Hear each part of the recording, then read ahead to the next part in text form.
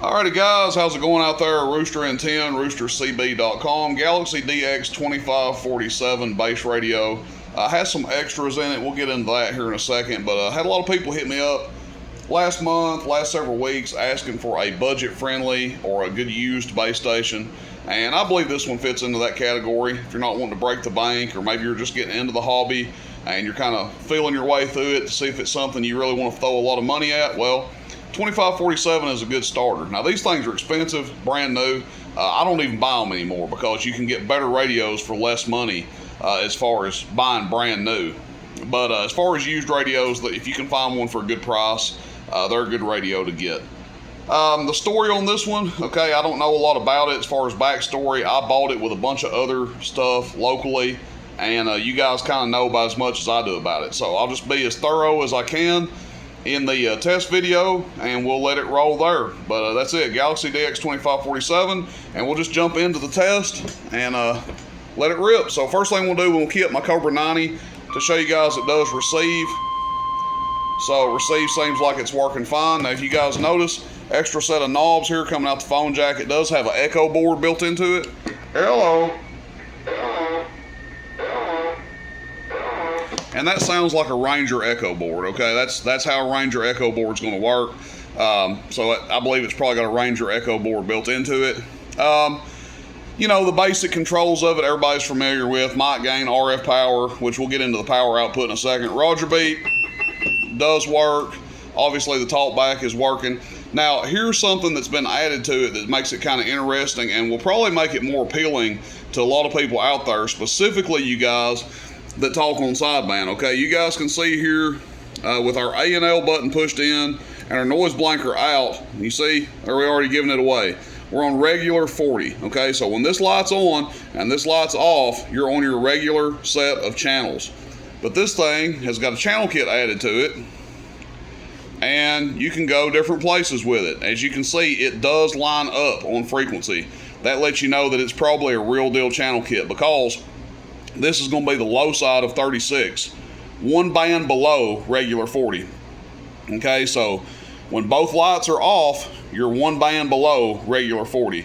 26915, which we can mess with our clarifier and, you know, obviously get it to dial in there or whatever. But 26915 is the low side of 36. Now, we push this back in, we go back to regular 40. If we push this in, 27815. Okay, and then if you have this one pushed in and this one out, it's kind of like somewhere in between, because that's actually the Super Bowl right there. So I'm not sure exactly how that's working.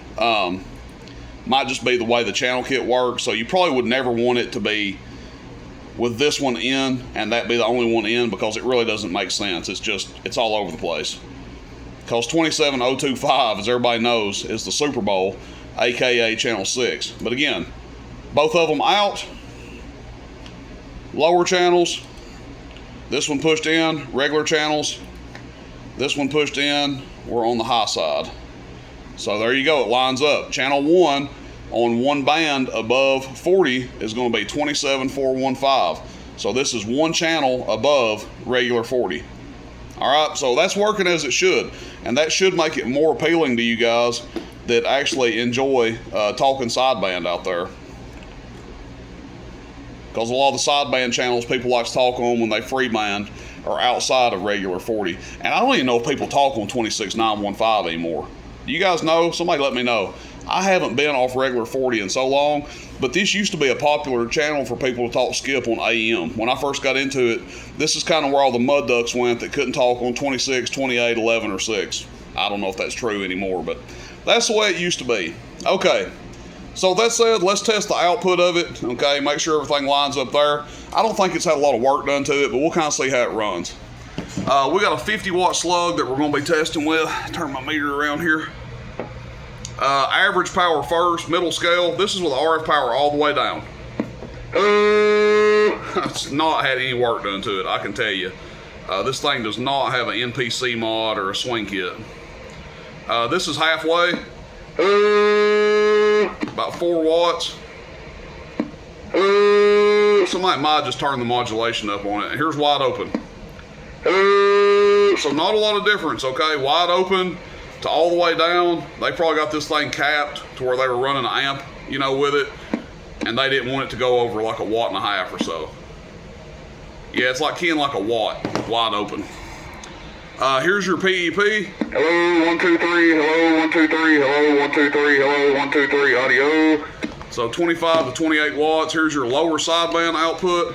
Hello, 1, 2, 3. Hello, 1, 2, 3. Hello, 1, 2, 3. Hello. 35.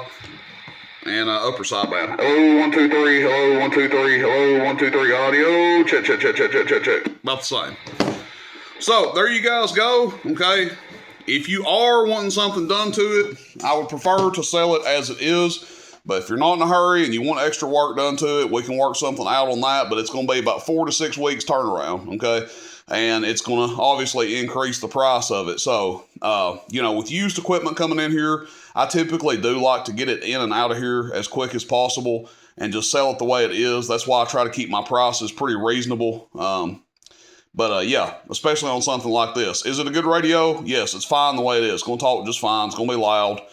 You can drive it into an amp. There's nothing wrong with it. Could it be made better? Yes, it could also be made better with a tune-up, performance tune or whatever. You know, probably bring that average power up to about 10 or 12 watts and probably bring that PEP up to about 30 or 35. But that said, there's nothing wrong with it the way it is.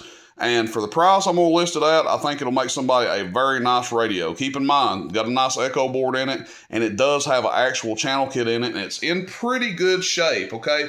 Not perfect by any means. This is one of the big flaws right here. You guys can see kind of a rough spot there. But other than that, it's in pretty good shape. It's got all the feet on it, and that's it. Radio is for sale. This is the radio only. All right, guys, thanks. Rooster and 10, roostercb.com. See you, bye.